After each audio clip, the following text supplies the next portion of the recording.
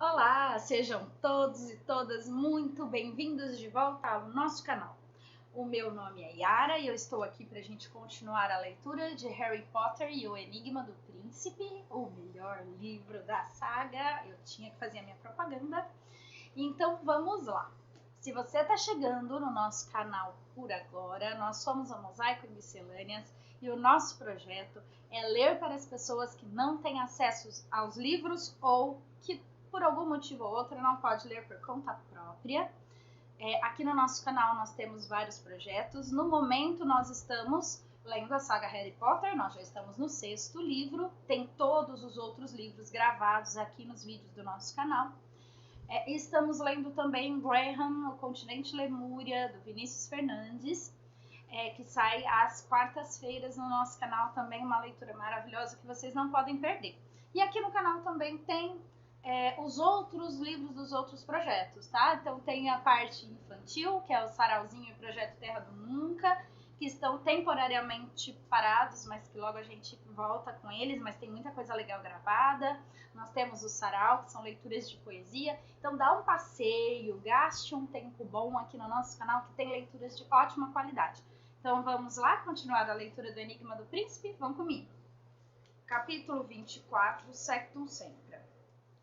Exausto, mas feliz com o trabalho daquela noite, Harry contou tudo o que acontecera a Rony e Hermione durante a aula de feitiços na manhã seguinte, tendo primeiro lançado o feitiço abafiato sobre os colegas que estavam mais próximos.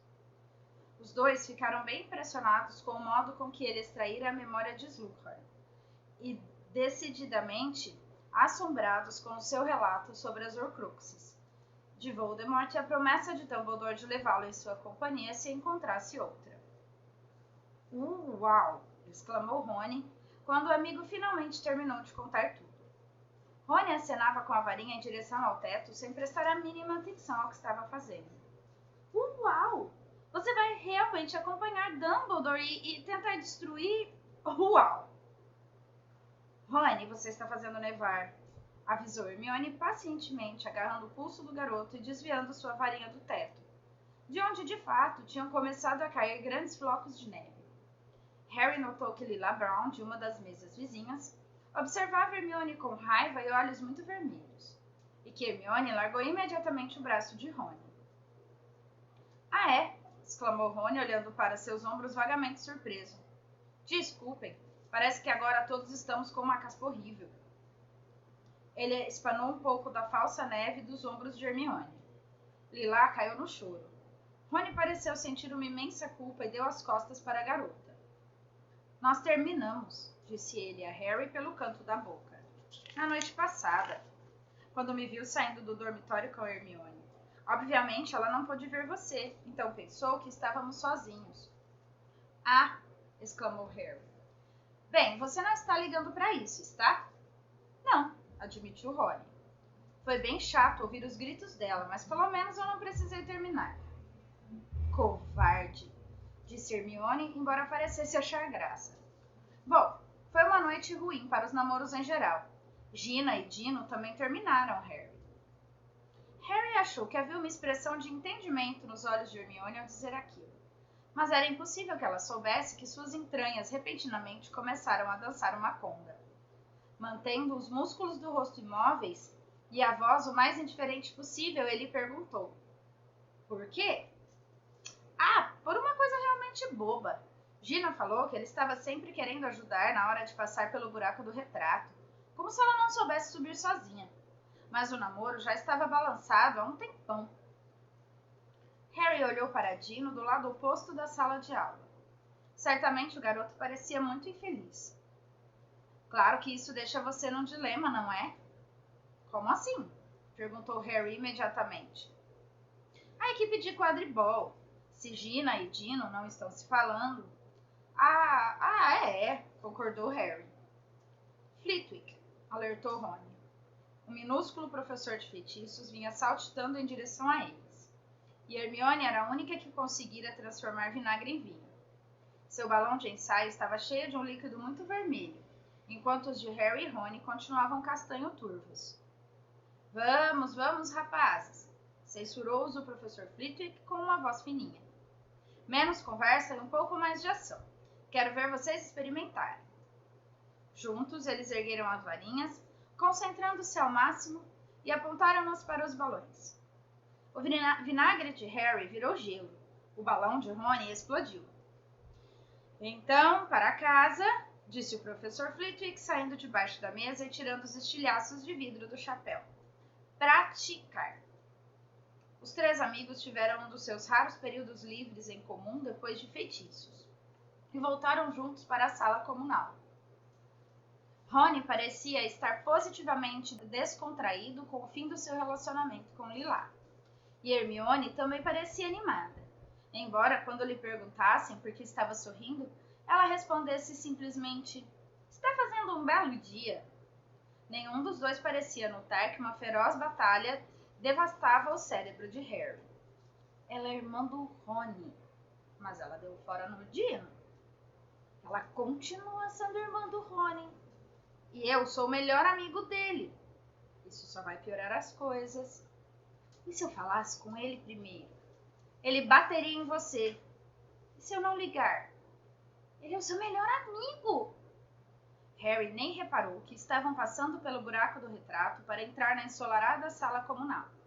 E apenas registrou vagamente a rodinha de alunos do 7º ano, até que Hermione gritou: "Kátia, você voltou! Você está ok?" Harry arregalou os olhos. Era de fato Kátia Bell, parecendo completamente saudável e cercada por amigos radiantes. "Estou realmente boa", disse ela feliz. "Eles me deram alta no St. Mungo's na segunda-feira. Passei uns dias em casa com meus pais e voltei para Hogwarts hoje de manhã.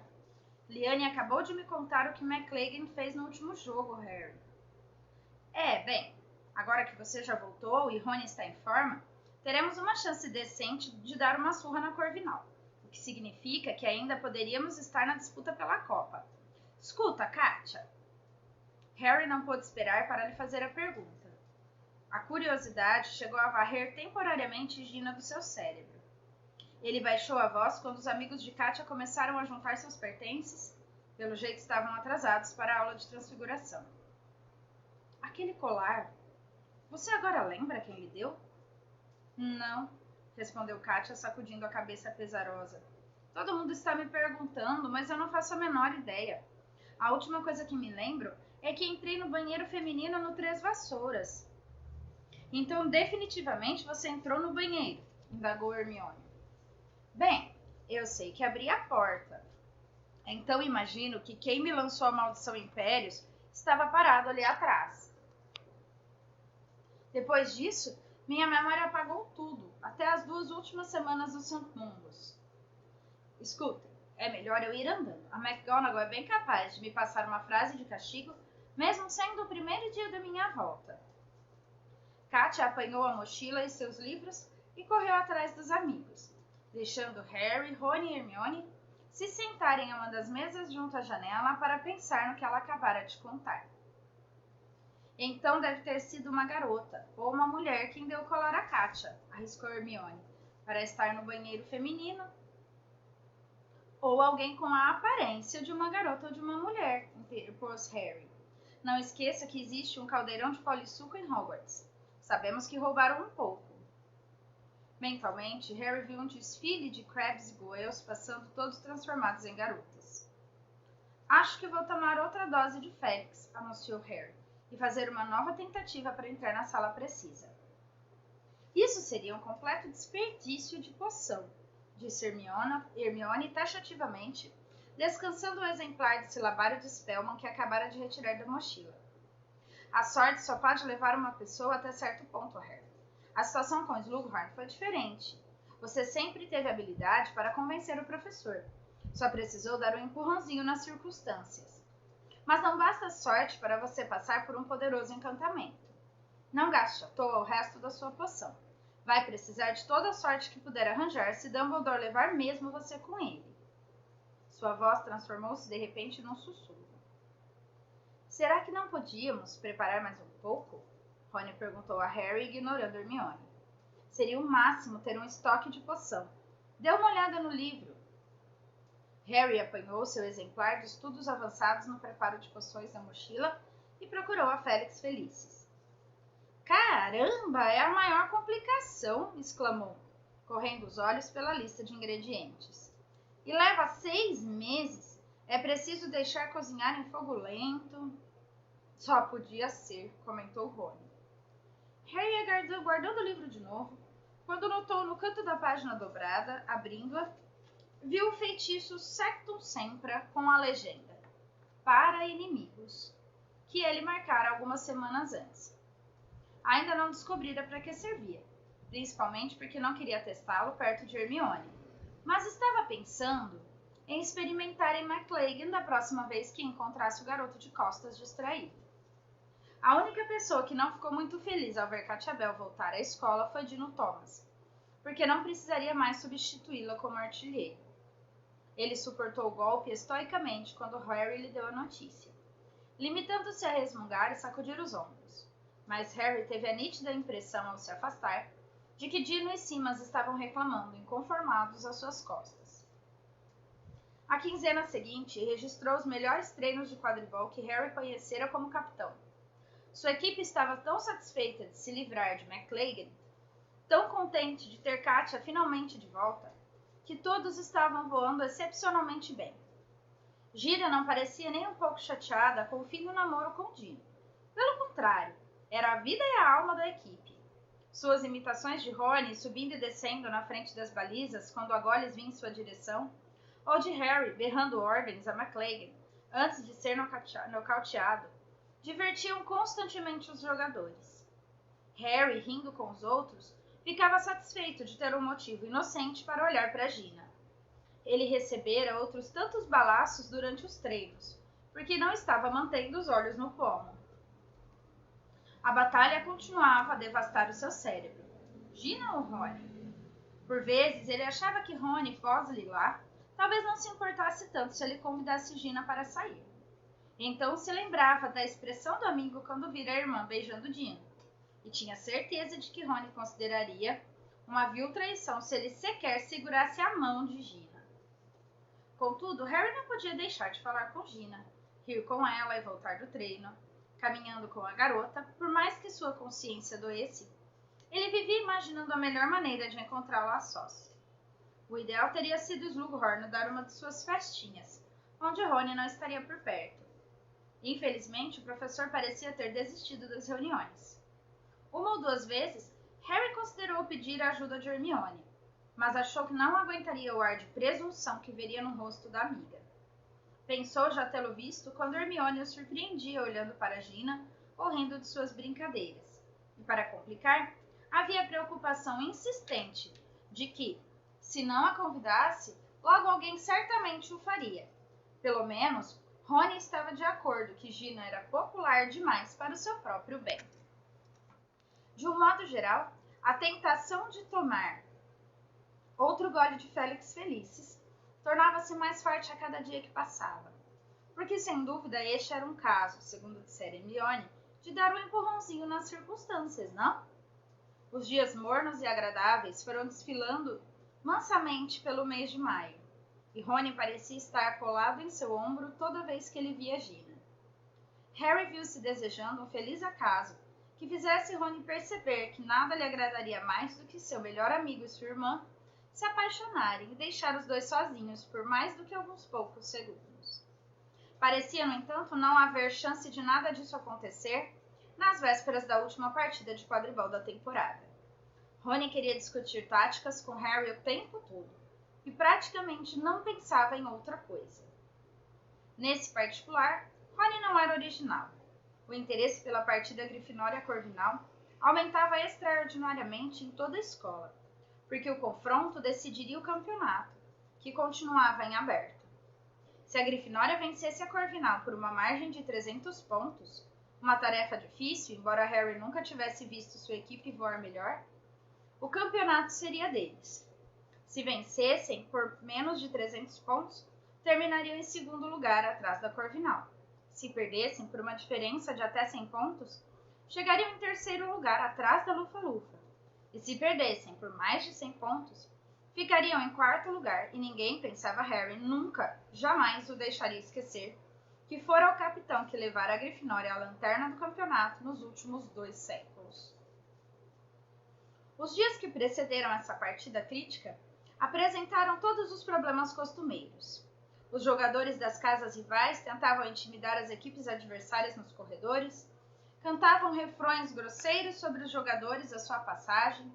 Os membros das equipes se exibiam pela escola, deliciando-se com as atenções, ou correndo ao banheiro nos intervalos das aulas para vomitar. Por alguma razão, na mente de Harry, o jogo se tornara indissociável do sucesso ou fracasso dos seus planos em relação a Gina. Ele não podia deixar de sentir que, se ganhassem por mais de 300 pontos, as cenas de euforia e uma estrondosa comemoração pós-jogo seriam tão eficazes quanto uma boa dose de Félix Felicis. Em meio a toda essa preocupação, Harry não se esquecera de sua outra ambição: descobrir o que Malfoy fazia na sala precisa. Ele ainda consultava o mapa do Maroto, e como muitas vezes não conseguia localizar o garoto, deduzia que ele ainda passasse um bom tempo na sala. E embora estivesse perdendo a esperança de conseguir um dia entrar ali, sempre que estava nas vizinhanças fazia uma nova tentativa. Mas por mais que refreasse o seu pedido, a parede permanecia sólida. Poucos dias antes da partida com a Corvinal, Harry viu-se descendo sozinho da sala comunal para jantar. Rony saíra correndo outra vez para vomitar no banheiro mais próximo, e Hermione dera uma fugida para consultar a professora Vector a respeito de um possível erro no último trabalho de aritmancia. Mais por hábito do que por outro motivo, Harry fez o desvio habitual pelo 7º andar, verificando o mapa do Maroto enquanto andava. Por um momento não conseguiu localizar Malfoy em parte alguma, e presumiu que ele estivesse na sala precisa.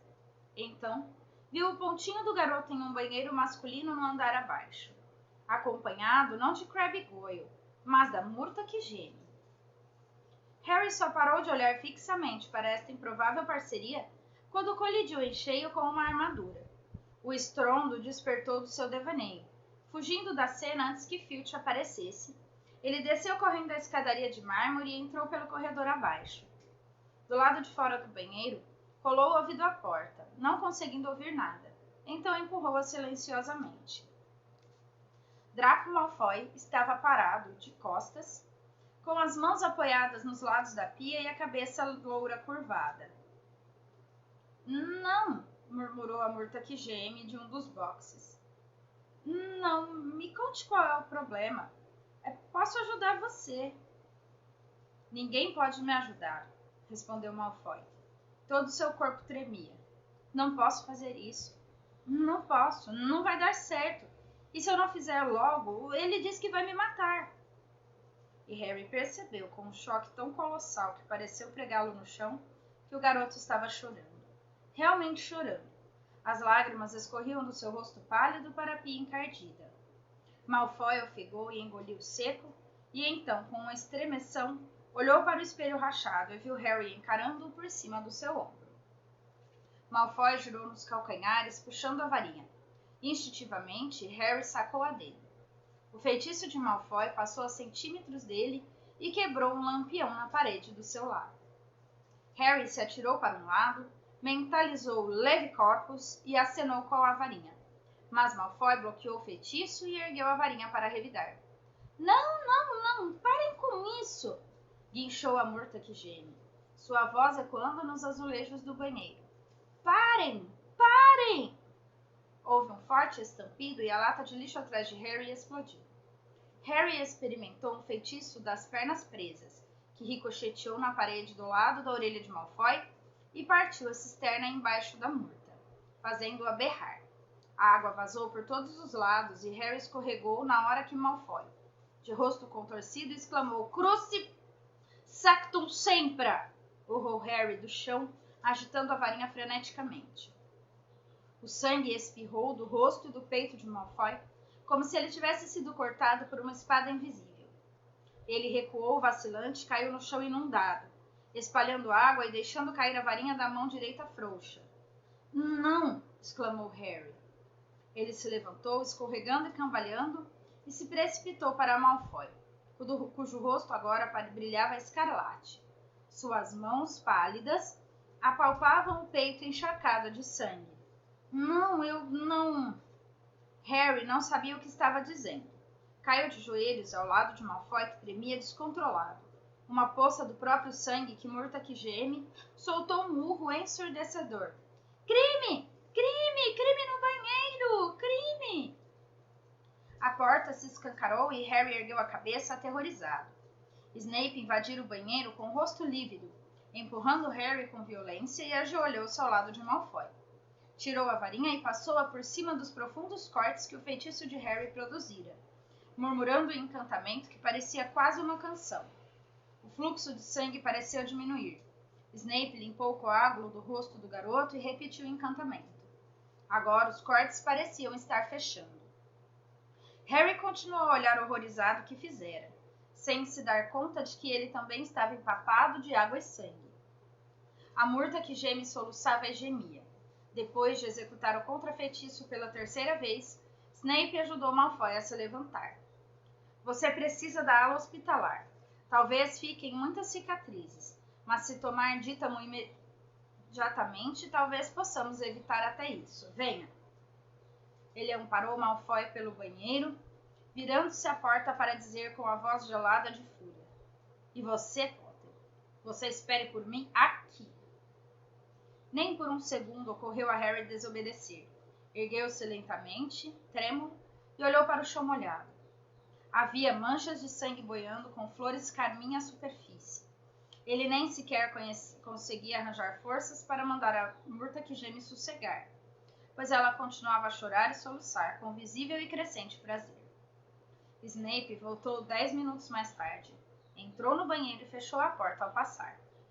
Saia, disse a Murta, e imediatamente ela mergulhou de volta em seu vaso, deixando um silêncio ressonante à sua saída. Não tive a intenção, disse Harry na mesma hora. Sua voz ecoou pelo espaço frio e molhado. Eu não sabia qual era o efeito daquele feitiço. Mas Snape fingiu não ouvir. Aparentemente eu o subestimei, Potter, disse suavemente. Quem teria pensado que você conhecia a magia das trevas? Quem lhe ensinou aquele feitiço? Eu li em algum lugar. Onde? Foi no livro da biblioteca, inventou Harry. Não me lembro do título. Mentiroso, retrucou o professor. A garganta de Harry secou. Ele sabia o que Snape ia fazer e nunca fora capaz de impedir. O banheiro pareceu tremeluzir ao seu olhar. Ele lutou para bloquear todos os pensamentos. Porém, por mais que tentasse, o exemplar de estudos avançados no preparo de poções, que pertencia ao príncipe mestiço, flutuava indistinto para o primeiro plano de sua mente. E então ele voltara a encarar Snape no meio do banheiro destruído e encharcado. Fixou os olhos negros do professor, esperando desesperado que não tivesse visto o que ele e Harry receavam. Mas vá apanhar a sua mochila, disse o professor baixinho, e todos os seus livros escolares. Todos! Traga-os para mim aqui agora. Não adiantava discutir. Harry virou-se prontamente e saiu do banheiro espalhando água. Uma vez no corredor, começou a correr para a torre da Grifinória. A maioria das pessoas vinha em direção contrária. Admiravam-se ao vê-lo encharcado de água e sangue, mas ele não respondeu a nenhuma das perguntas que lhe fizeram quando passou desabalado. Sentia-se aturdido. Era como se um bicho muito estimado tivesse de repente se tornado feroz. Em que o príncipe estava pensando copiar um feitiço daquele em seu livro? E o que aconteceria quando Snape visse? Será que contaria a Slughorn? O estômago de Harry embrulhou. Como ele obtivera resultados tão bons em poções o ano inteiro? Será que o professor confiscaria ou destruiria o livro que lhe ensinara tanta coisa?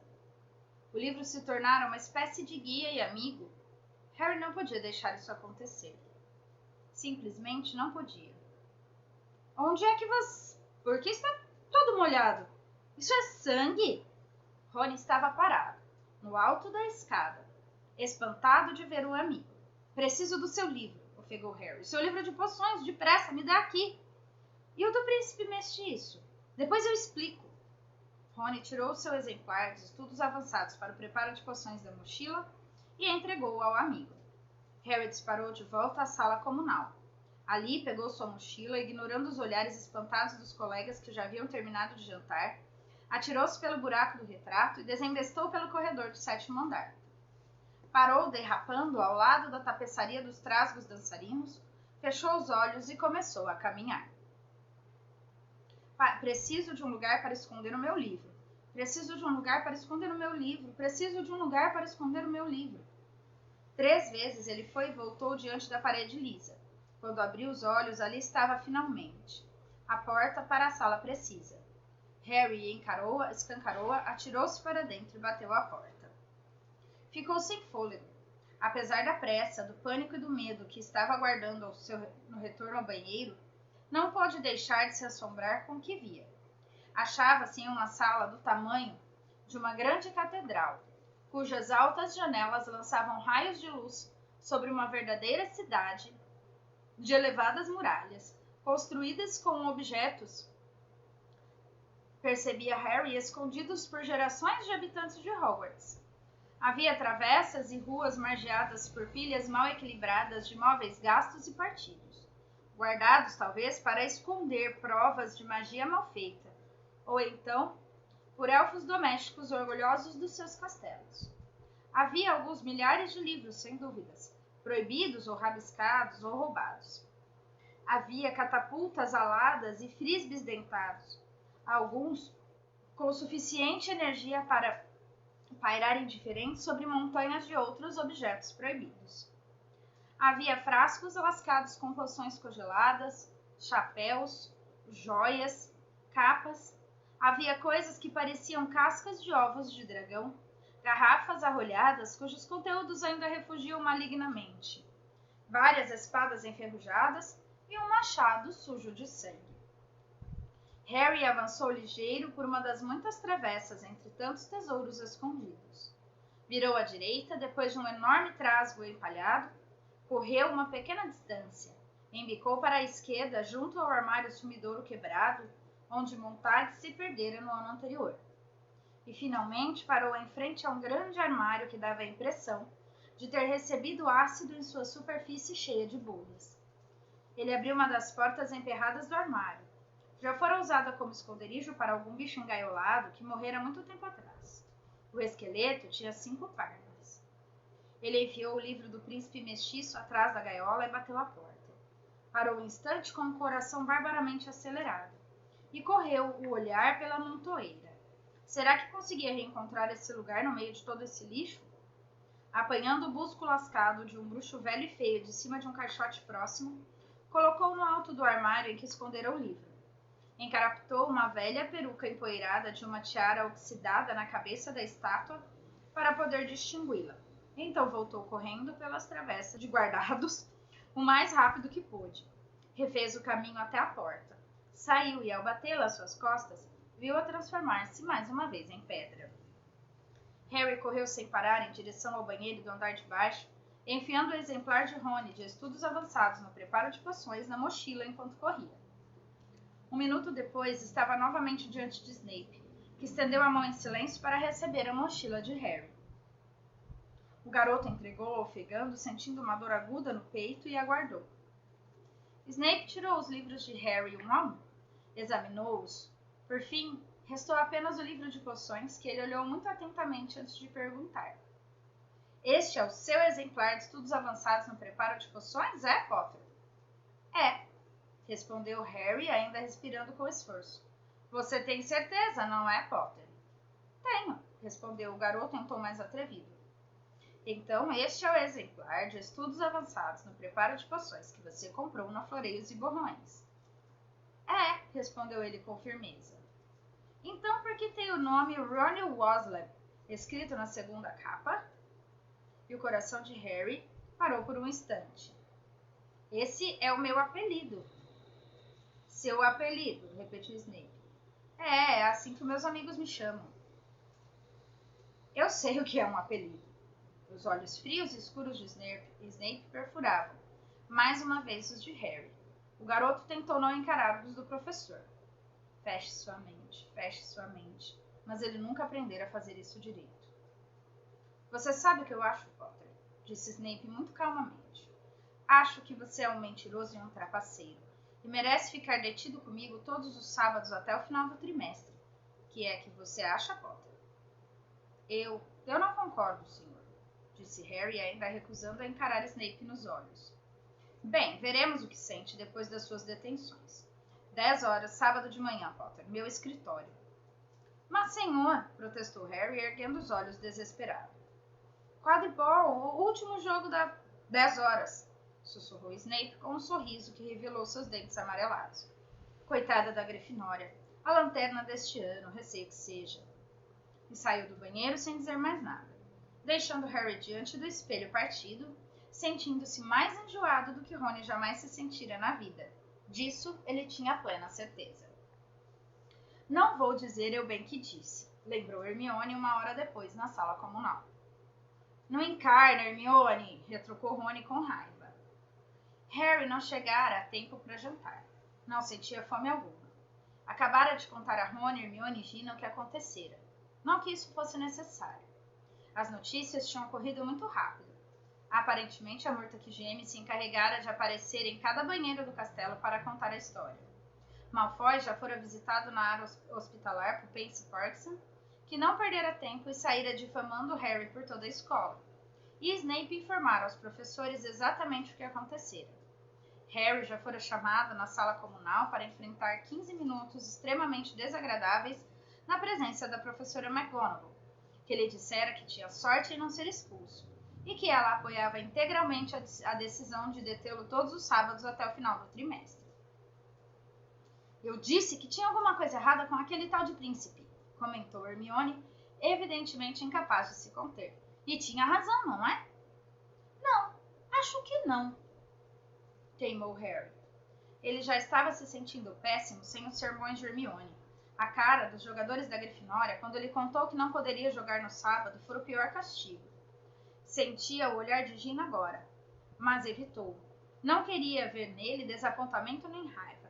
Acabara de lhe dizer que ia jogar de apanhadora no sábado e que Dino voltaria à equipe no lugar dela como artilheiro. Talvez, se a Grifinória vencesse, Gina e Dino fizessem as pazes durante a euforia pós-jogo. A ideia atravessou a mente de Harry como uma faca gelada. Harry, recomeçou Hermione, como você ainda pode defender aquele livro quando o feitiço... Quer parar de falar naquele livro? Retrucou Harry. O príncipe apenas copiou o feitiço. Não há mesmo que aconselhar alguém a usar. E pelo que sabemos, ele podia até estar anotando uma coisa que foi usada contra ele. Eu não acredito, exclamou Hermione. Você está mesmo defendendo... Não estou defendendo o que fiz, protestou Harry imediatamente. Gostaria de não ter feito. E não só porque recebi uma tonelada de detenções. Você sabe que eu não teria usado o feitiço daqueles, nem mesmo contra Malfoy. Mas você não pode culpar o príncipe. Ele não escreveu, experimente esse, é realmente bom. Estava em anotações pessoais, não é? Não era para mais ninguém... Você está me dizendo, perguntou Hermione, que você vai voltar para apanhar o livro? Vou, disse Harry com energia. Escuta, sem o príncipe eu jamais teria ganhado a Felicis. Jamais saberia como salvar Rony do envenenamento. Jamais conquistaria a reputação de gênio em poções, que não merece, concluiu Hermione maldosamente. Dá um tempo, Hermione, exclamou Gina. E Harry ficou tão admirado, tão agradecido, que ergueu a cabeça. Pelo jeito, Malfoy estava tentando usar uma maldição imperdoável. Você devia ficar feliz que Harry tivesse um trunfo na manga. Bem, é claro que eu estou contente que Harry não tenha sido amaldiçoado, respondeu Hermione, visivelmente ofendida. Mas você não pode dizer que aquele século sempre é um trunfo, Gina. Olha só a confusão em que meteu Harry. E eu imaginaria, vendo as consequências para suas chances no jogo... Ah, não comece a agir como se entendesse de quadribol, respondeu Gina com aspereza. Você só vai se complicar. Harry e Rony olharam espantados. Hermione e Gina, que sempre tinham se dado tão bem, agora estavam sentadas, de braços cruzados e cara amarrada, olhando em direções opostas. Rony lançou um olhar nervoso para Harry, então apanhou um livro qualquer e se escondeu atrás dele. Harry, embora soubesse que não merecia, sentiu de repente uma inacreditável animação, embora nenhum deles voltasse a falar o resto da noite. Sua animação durou pouco. Teve de aturar insultos dos alunos da Sonserina no dia seguinte, sem falar na raiva dos colegas da Grifinória, que se sentiam infelicíssimos que o seu capitão tivesse provocado a própria suspensão no jogo da final da temporada. Quando chegou a manhã de sábado, apesar do que ele pudesse ter dito a Hermione, Harry teria trocado de boa vontade toda a Félix Felicis do mundo para estar a caminho do campo de quadribol com Rony, Gina e os outros. Foi quase insuportável dar as costas à massa de estudantes que saía para o sol. Todos usando rosetas e chapéus, agitando estandartes e echarpes, e descer a escada de pedra para as masmorras e ir andando até que os ruídos distantes da multidão se extinguissem, sabendo que não conseguiria ouvir nenhuma palavra da narração, nem aplauso, nem protesto. Ah, Potter, disse Snape quando Harry bateu a porta e entrou no escritório desagradavelmente familiar que o professor, apesar de dar aulas no andares de cima, ainda não desocupara. Estava mal iluminado como sempre, e os mesmos objetos viscosos e mortos flutuavam em poções coloridas nas paredes. E mau sinal. Havia muitas caixas cobertas de teia de aranha empilhadas sobre a mesa a que Harry deveria sentar. Emanava uma aura de trabalho monótono, árduo e inútil. O Sr. Filch esteve procurando alguém para limpar esses arquivos antigos, disse Snape brandamente. São os registros de outros transgressores de Hogwarts e os castigos que receberam. Onde a tinta desbotou ou os cartões foram danificados por ratos, gostaríamos que você copiasse os crimes e castigos de novo e, depois de verificar se estão em ordem alfabética, tornar-se a guardá-los nas caixas. Não deverá usar magia. Certo, professor, respondeu Harry com o maior desprezo, que conseguiu colocar nas 3 últimas sílabas. Achei que podia começar, disse Snape com um sorriso malicioso nos lábios. Com as caixas que vão de 1000 a 12.056. Encontrará aí alguns nomes conhecidos, o que deve emprestar interesse à sua tarefa. Veja aqui. O professor retirou um cartão de uma das caixas no alto de uma pilha com um gesto teatral e leu. Tiago Potter de Sirius Black. Detidos pelo uso de azaração ilegal em Bretton Albion. A cabeça de Aubrey está ao dobro do tamanho normal. Detenção dupla. Snape deu um sorriso desdenhoso. Deve ser um consolo pensar que, embora já tenha partido, reste um registro dos seus grandes feitos. Harry sentiu a familiar sensação fervendo no fundo do estômago, mordendo a língua para não retorquir. Sentou-se à frente das caixas e puxou uma para perto. Era, como Harry previra, um trabalho monótono e inútil, pontuado, o que fora visivelmente planejado por Snape, por um constante solavanco no estômago, ao ler os nomes do pai e de Sirius em geral associados em vários delitos menores, por vezes acompanhados por Remo Lupin e Pedro Pettigrew. E enquanto transcrevia as várias transgressões dos castigos, ficou imaginando o que estaria acontecendo lá fora, onde a partida devia estar iniciando. Gina jogando na posição de apanhadora contra Cho. Harry olhou várias vezes para o grande relógio que tic-taqueava na parede. Parecia trabalhar com a metade da velocidade de um relógio normal. Será que Snape o teria enfeitiçado para andar bem devagar? Não podia estar ali apenas meia hora, uma hora e meia. O estômago de Harry começou a roncar quando o relógio marcou 12:30. Snape, que se mantinha calado desde que passou a tarefa para Harry, finalmente ergueu a cabeça a 1h10. Acho que já basta, anunciou friamente. Marque o ponto em que parou. Continuará no próximo sábado às 10h. Sim, senhor. Harry enfiou aleatoriamente um cartão dobrado na caixa e saiu depressa, porta fora, antes que Snape pudesse mudar de ideia. Subiu correndo a escada, apurando os ouvidos para algum ruído no campo, mas estava tudo silencioso. Então o jogo acabara. Ele hesitou à porta do salão comunal lotado e subiu correndo a escadaria, de mármore. Quer a Grifinória tivesse ganhado ou perdido, a equipe costumava comemorar ou lamentar na sala comunal. Cuidages, experimentou Harry, dizer a mulher gorda, imaginando o que encontraria lá dentro. Sua expressão estava indecifrável quando ela respondeu. Você verá. E o quadro girou. Um urro de comemoração explodiu do buraco às suas costas. Harry parou boquiaberto. Quando ao avistá-lo, as pessoas começaram a gritar. Várias mãos puxaram-no para dentro. Vencemos! Vencemos! Berrou Rony, pulando à sua frente, sacudindo a taça de prata. Vencemos! 450 a 140, vencemos! Harry olhou para os lados. Lá estava Gina, correndo ao seu encontro. Tinha uma expressão dura e intensa no rosto ao atirar os braços ao seu pescoço. E sem pensar, sem planejar, sem se preocupar com o fato de que 50 pessoas estavam olhando, Harry a beijou. Decorridos longos minutos, ou talvez tenha sido meia hora, ou possivelmente vários dias ensolarados, eles se separaram. A sala ficara muito silenciosa. Várias pessoas assoviaram e houve uma erupção de risadinhas nervosas. Harry olhou por cima da cabeça de Gina e viu Dino Thomas segurando um copo esmagado na mão, e Romilda Vane com cara de quem queria atirar alguma coisa neles. Hermione sorria exultante, mas o olhar de Harry procurou Rony. Encontrou finalmente, ainda segurando a taça com a expressão de quem levara uma bordoada na cabeça. Por uma fração de segundo, eles se olharam. Então Rony fez um discreto aceno com a cabeça, que Harry entendeu como, bem, se não tem jeito.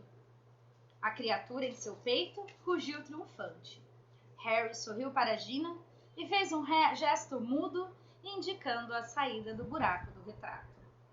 Um longo passeio pelos jardins parecia o mais indicado, durante o qual, se tivessem tempo, poderiam até discutir o jogo. Muito bem, e aqui terminamos mais um capítulo, e aqui terminamos o meu capítulo favorito de toda a saga Harry Potter, por motivos óbvios, porque eu sou uma romântica incorrigível, porque eu acho muito fofo, porque, enfim, é tão bonitinho, e porque depois que saíram os filmes, mais ainda esse capítulo se tornou o meu preferido. Eu confesso que quando eu fui assistir o filme, eu saí revoltada. Eu queria levantar da sala de cinema, no meio do filme, e ir embora. Porque eu não perdoei não ter essa cena, eu não perdoei ter aquela cena mequetrefe na sala precisa do filme, que foi a coisa mais ridícula. Porque, assim, é um chip inevitável. Porque, ao contrário dos que os filmes mostram, a Gina é uma bruxa muito poderosa, a Gina é uma pessoa incrível e ela é o match perfeito do Harry, não tem jeito. Na verdade, desse capítulo, a parte que, claro que essa última cena é um triunfo, mas a cena mais fofa é ela defendendo o Harry da Hermione. A hora que a Hermione tá lá lascando briga, né? Enfim, eu acho uma gracinha. Agora falando do resto do capítulo, que tem muita coisa acontecendo nesse capítulo, né? Eu acho que algumas coisas aqui são de se tomar nota. Primeiro, a teimosia do Harry enfim, a gente entende que ele precisa do livro das poções, porque alguém que é tão ruim em poções, de repente, assim, a vida dele pode virar de cabeça para baixo se ele simplesmente não tiver o apoio daquele livro, que ele julga ser um apoio, enfim, tá sendo, vamos ser honestos. Ele é muito teimoso demais, do tipo, tá, aconteceu. Tipo, é claro que eu odiei o que aconteceu, é claro que a gente sabe que o Harry não ia, né, lançar um feitiço maligno em alguém de propósito, mas por que a palavra me fugiu justo agora, né? A palavra fugiu, depois eu lembro, mas assim, essa história do Harry de ser meio irresponsável, às vezes, com as coisas que ele julga serem importantes, às vezes é meio irritante, mas é uma característica dele em todos os livros, e, enfim. Ela vem atrelada na coragem que ele tem, né, de fazer as coisas e tentar mudar e fazer diferente. Ele não seria o herói da saga se não fosse assim. A deliciosa implicância do Snape, que pra mim sempre vai para além da implicância dele com o Harry e a forma que ele tem de se vingar do Tiago no Harry, é a forma que ele tem de se vingar do Quadribol. Vocês já repararam que ao longo da série, sempre que ele pode dar uma detenção pra alguém, alguma coisa, não é só porque os alunos gostam muito de quadribol. Ele entende que é ali o negócio, entendeu? Do tipo, é quadribol que vocês gostam, então toda vez que eu tiver que castigar alguém, eu vou botar o quadribol no meio, e ele dá um jeito de ferrar todo mundo. Das duas, uma. Ou ele detesta quadribol, ou ele é um fã louco de quadribol, e assim, do tipo, se ele puder ferrar a equipe adversária, ele vai. Então, uma coisa que eu sempre paro pra pensar quando eu tô relendo qualquer coisa do Harry. Enfim, eu acho que as duas coisas se focam aí, né? Eu acho que a outra coisa que é visível, mas aqui nesse livro é mais visível ainda, é a fragilidade do Malfoy, né? Essa cena deles chorando no banheiro com a Murta é uma coisa muito que faz a gente abrir muitos olhos, assim, né? O quanto ele é muito frágil, o quanto aquela maldade, aquela cebosidade que faz a gente ter tanta implicância do Malfoy, na verdade é só para ocultar alguém que é aquilo que foi criado para ser, né? Que tem uma imagem para manter e que agora provavelmente se meteu em uma encrenca maior do que ele pode dar conta.